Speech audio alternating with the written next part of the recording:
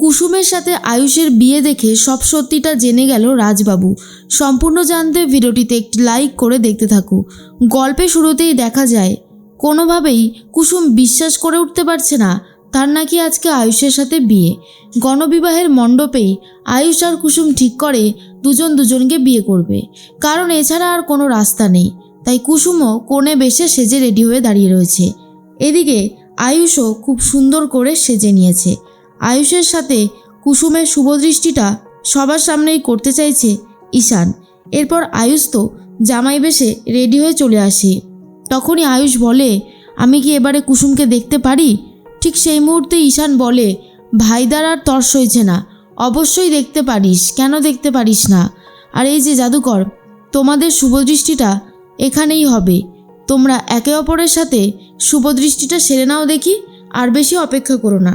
এরপরেই কুসুম আর আয়ুষ শুভদৃষ্টি করতে থাকে, যা দেখার পর বাড়ির সবাইও খুব খুশি হয়ে যায় আর ভাবে এবারে ওদের বিয়েটা ভালোই যত তাড়াতাড়ি হয়ে যায় তত তাড়াতাড়ি ভালো। ঠিক সেই মুহূর্তেই চলে এসেছে কাকিমণি। কাকিমণিকে দেখে কুসুম তাড়াতাড়ি করে সরে যায়, আর অন্যদিকে আয়ুষ তার টোপর আর মালা দুটোই খুলে ফেলে। এরপরে জিজ্ঞেস করে, কিরে আয়ুষ, তুই এরকম জামাইদের মতন পোশাক পরেছিস কেন? তুই কি বর বেশে রেডি হয়েছিস নাকি? কি ভাবছিস বলতো? কি করতে চাইছিস? দাঁড়া, আমি দিদিকে এক্ষুনি ডাকছি। তখনই চলে এসেছে ইন্দ্রাণী গাঙ্গুলি আর বলে, কি হয়েছেটা কি? তুই এত চিৎকার চেঁচামেচি করছিস কেন? আমি তো সেটাই বুঝতে পারছি না। তখনই মীনাক্ষী বলে, দিদি তুমি একবার আয়ুষকে দেখো, তাহলেই বুঝতে পারবে যে আমি কেন চেঁচামেচি করছি। এই কাজটা কি আদৌ ঠিক করছে আয়ুষ? এই রকমভাবে বর বেশে রেডি হয়েছে কেন? ও কি কাউকে বিয়ে টিয়ে করবে নাকি? তখনই আয়ুষ কি বলবে বুঝতে পারে না। ছিল তো পিসিমণি, অর্থাৎ কুসুমের পিসিমণি, আর বলে, আসলে ম্যাডাম কাজটা যেটা হয়েছে। তখন ইন্দ্রাণী বলে, কি হয়েছে দীপালি, আমাকে সোজাভাবে বলো তো।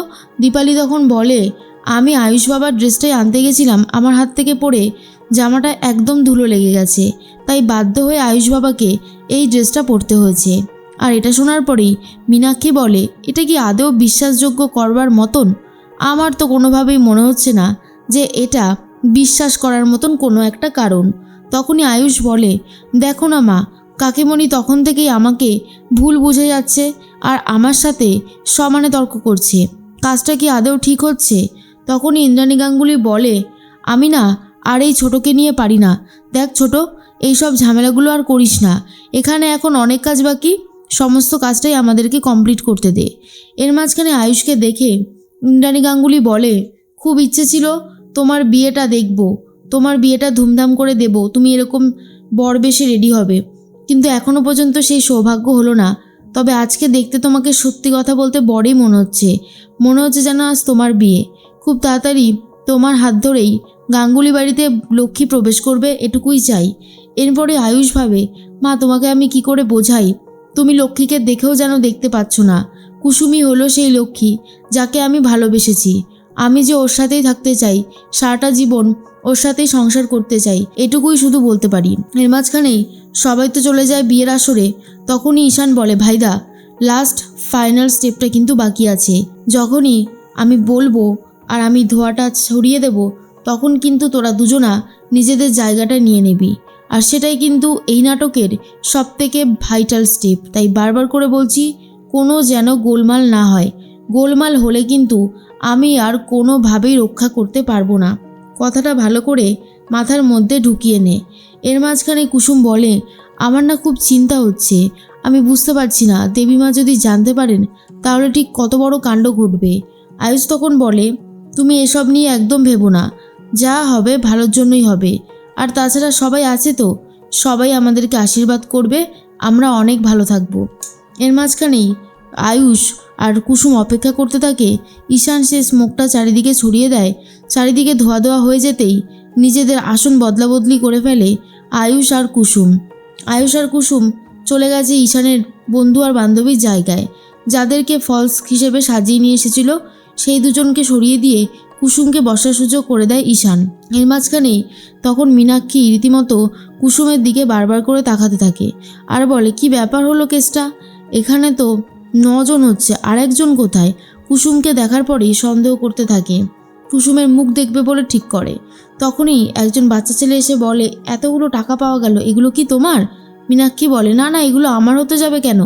এরপর একটু এগিয়ে গিয়ে দেখে টাকার ওপর টাকা পড়ে আছে, যত এগোতে থাকে তত টাকা পায়। আর এটা দেখার পর মীনাক্ষী ভাবে, এত টাকা এখানে কে ফেলে গেল? কি অদ্ভুত। যাই হোক, আমার জেনে আর কী বা হবে, আমি সমস্ত টাকা কুড়িয়ে নিয়েছি।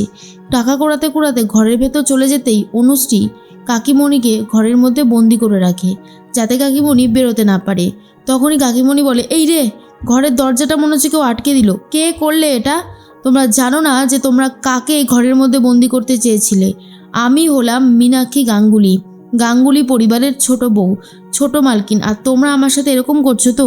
এরপর অনেক চেঁচামেচি করতে থাকে। আর ঈশান কি করে, সেই দরজাটার সামনে একটা ভালো বড়সড় বক্স জোরে গান চালিয়ে দেয় বক্সে। আর সেটা বাজতে থাকলে মীনাক্ষী যতই চিৎকার করুক না কেন কারোর কান পর্যন্ত পৌঁছচ্ছে না। অনুশ্রী বলে, সরি কাকিমণি, কি করব বলো?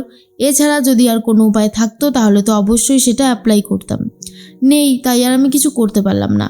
এর মাঝখানেই কুসুম ভাবে, দেবীমা আমাকে ক্ষমা করতে পারবে তো? আমি যেই কাজটা করলাম হয়তো দেবীমা আমাকে কখনোই ক্ষমা করতে পারবে না, এমনটাই ভাবছিল। অন্যদিকে কুসুমের বাবা বসে পড়েছে কুসুমকে সম্প্রদান করতে। আর তখনই কুসুমের বাবা বলে, ভগবান, মেয়েটা সারা জীবন অনেক কষ্ট করেছে, এবার যেন অন্তত সুখের মুখ দেখে। এটুকুই চাই বাবা হয়ে, আমার মেয়ে যেন সারাটা জীবন অনেক ভালো থাকতে পারে, অনেক যেন খুশিতে থাকতে পারে। আমি এরপরেই দেখা যায় যে আয়ুষ বলে, শঙ্কর কাকা, তুমি একদম ভেবো না, তোমার মেয়েকে আমি অনেক ভালো রাখবো। এর মাঝখানে ইন্দ্রাণী গাঙ্গুলি ঠিক করে সবাইকে উপহার দেবে, তাই নিজের হাতেই সবাইকে উপহার দিতে দিতে আসতে থাকে। যখনই আয়ুষ আর কুসুমের পাল্লা পড়ে তখনই ভয় পেয়ে যায়। আয়ুষ ভাবে, সর্বনাশ করেছে, একবার যদি মা দেখতে পেয়ে যায় তাহলে তো সমস্ত প্ল্যান একেবারে শেষ হয়ে যাবে। কি করব বুঝতে পারছি না, এই বলে কিছুটা ম্যানেজ করার চেষ্টা করছে। আর অন্যদিকে কুসুম ভাবতে থাকে যে কি করে কি হবে। ইন্দ্রাণী গাঙ্গুলি জেনে গেলে সর্বনাশ অনেক দূর এগিয়ে যাবে। এর মাঝখানে ইন্দ্রাণী গাঙ্গুলি দেখতে পায় না আয়ুষ আর কুসুমকে। আয়ুষ সবার সামনে গণবিবাহের মণ্ডপেই কুসুমের স্মৃতিতে সিঁদুর পরিয়ে দেয়। যা দেখার পরে ঈশান আর অনুশ্রী ভাবে, যাক বাবা, অবশেষে আমাদের মিশন সাকসেসফুল হয়েছে, এর থেকে ভালো আর কি হতে পারে। তখন ঈশান ঠিক করে সবার সাথে একটা সেলফি তুলবে। যখনই সেলফিটা তুলতে যাবে তখনই পেছনে ঘুরে দেখে দাঁড়িয়ে রয়েছে তার বাবা, অর্থাৎ আয়ুষ্মানের বাবা। আর কুসুমকে দেখার পরই বুঝতে পেরে যায় আয়ুষের সাথে কুসুমের বিয়েটা হয়ে গেছে। কিন্তু ইন্দ্রাণী গাঙ্গুলি এর বিন্দু বিসর্গ জানে না। ইন্দ্রাণী গাঙ্গুলি জানতে পারলে কতটা রিয়াক্ট করবে সেটাই ভাবছিল রাজবাবু। আর এদিকে কুসুম ভাবে শুধুমাত্র ছোট সাহেবকে বাঁচানোর জন্যই সে এই বিয়েটা করেছে।